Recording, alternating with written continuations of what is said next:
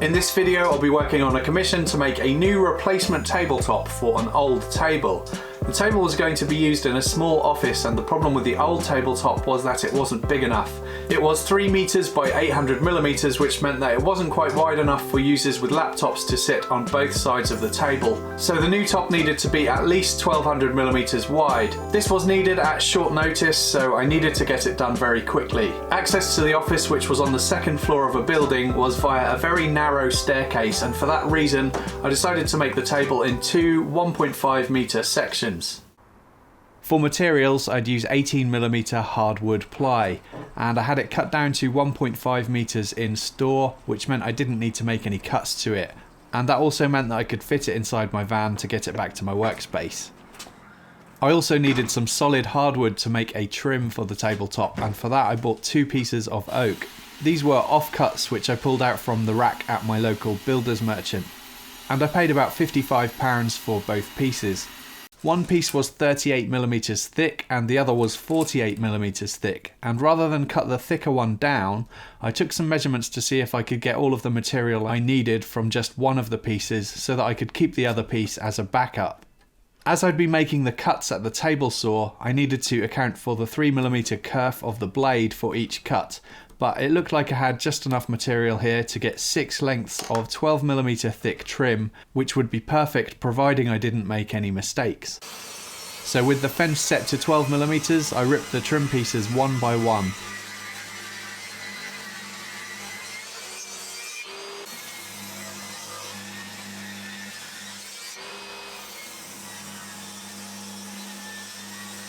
There were some burn marks from the blade, but that wasn't a problem. So far, so good. Then I set my miter saw to cut at 45 degrees, and I made a cut at one end of each piece. And I need all my longest clamps for this project. It's not often I work on anything quite this big, and that always presents some challenges when you don't have much space to work with. I added glue to the long edges of the tabletop. Then I could offer up one of the trim pieces with the 45-degree angle positioned correctly, and I fired in a few brad nails just to hold it in place temporarily. I then did exactly the same on the opposite long side. Then I could use my clamps to apply more pressure and get nice tight glue joints. I used a damp cloth to clean up any glue squeeze out. I didn't have quite enough parallel clamps here, but I did have a couple of sash clamps, so I used those as well. I could then cut the end of the trim pieces to length flush with the edge of the plywood. This would be where the two halves of the tabletop meet together later on. Then using another piece of the trim for the shorter edge, I could offer that up to the mitered corner and mark the other end for length and cut that at the miter saw. And I was careful here to cut the piece longer than necessary, and as you can see that's why there's a bit of a gap here, and that meant I could shave off a little at a time at the miter saw until it was the perfect fit. Once the glue was dry, I could remove the clamps. And then I could add the trim to the short edge.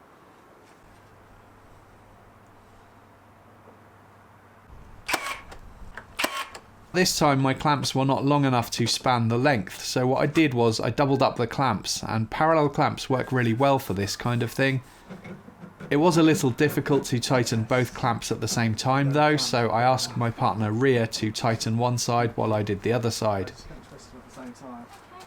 Once the glue had set, I added some oak wood filler to fill any tiny gaps or imperfections in the edges of the veneer.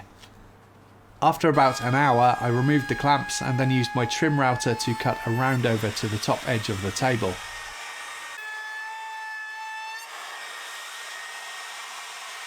And then I did some sanding at 100 grit. I also used a block plane to make sure the edges were flush.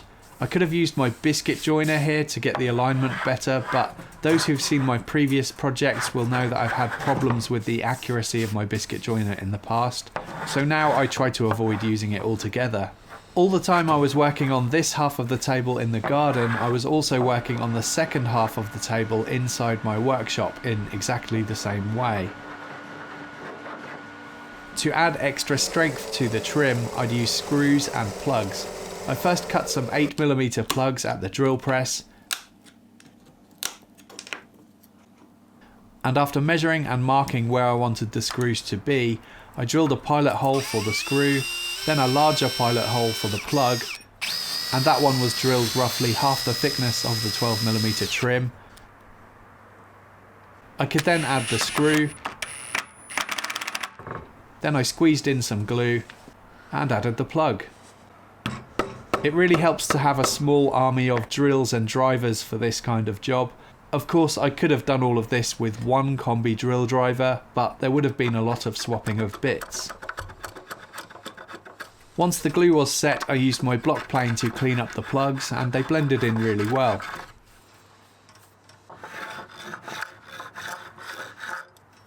I eased over the sharp edges at the bottom of the trim with my block plane too.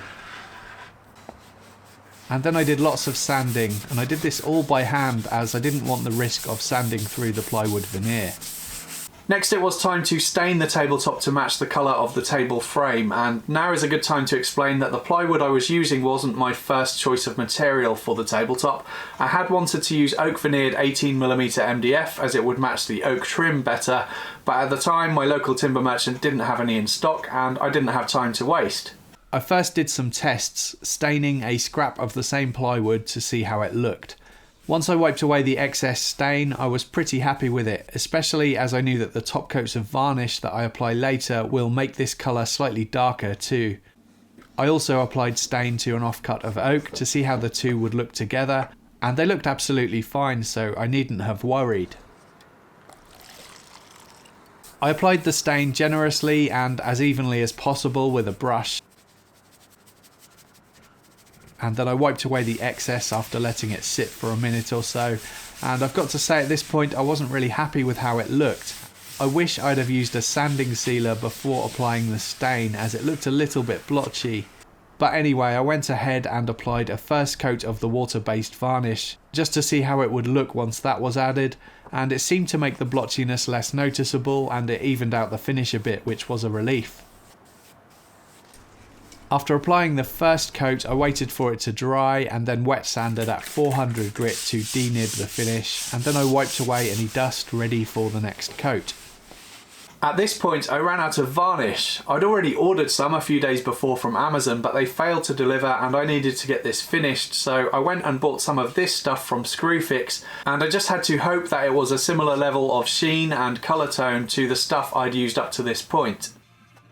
It certainly looked similar as I was applying it, and it applied really nicely. It was just as nice to use as the stuff I normally use, so I wet sanded again and added a couple more coats, and I thought it looked pretty nice.